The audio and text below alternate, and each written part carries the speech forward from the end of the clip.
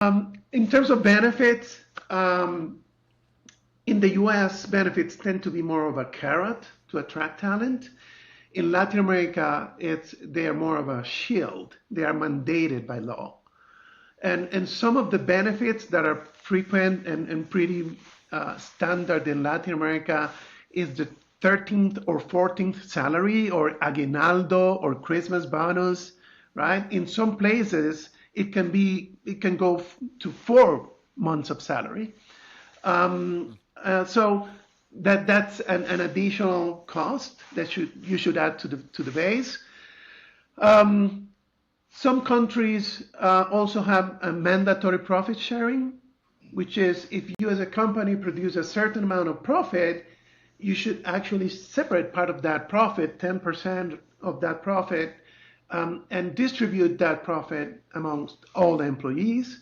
And there are formulas in Mexico, for example, half of that amount you distribute equally amongst all employees, and the other half is proportional to the number of days that you work during the year, or proportional to your salary. There are usually caps so that the high salary people don't get all the money, but that's also pretty common in Peru. Is also a practice in Venezuela. Is also a practice.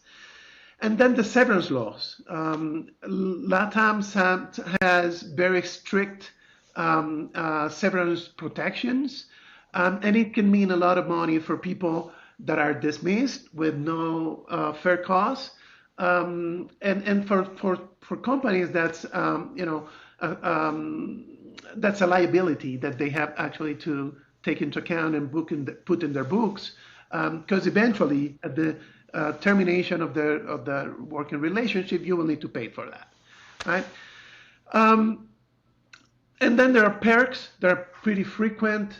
Probably the two most frequent ones are food and meal vouchers that in other places may be considered perks. In Latin America, most people would take those for granted because it's pretty common in the market.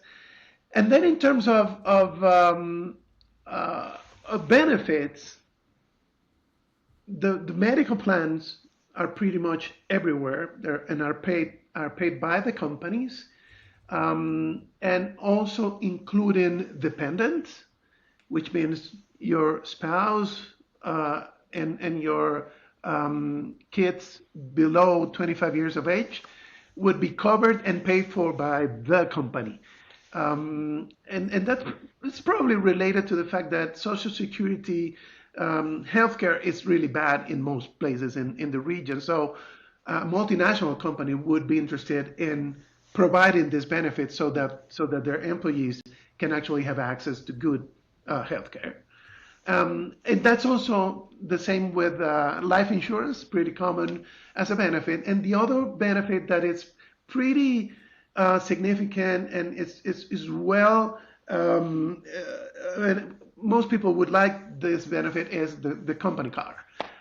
This is a pretty good benefit, pretty frequent for at least the first and second level of the companies, but many times in places like Mexico, it can go to the third and fourth level, in addition to the sales force. So I would say those are the main differences that we see in the region.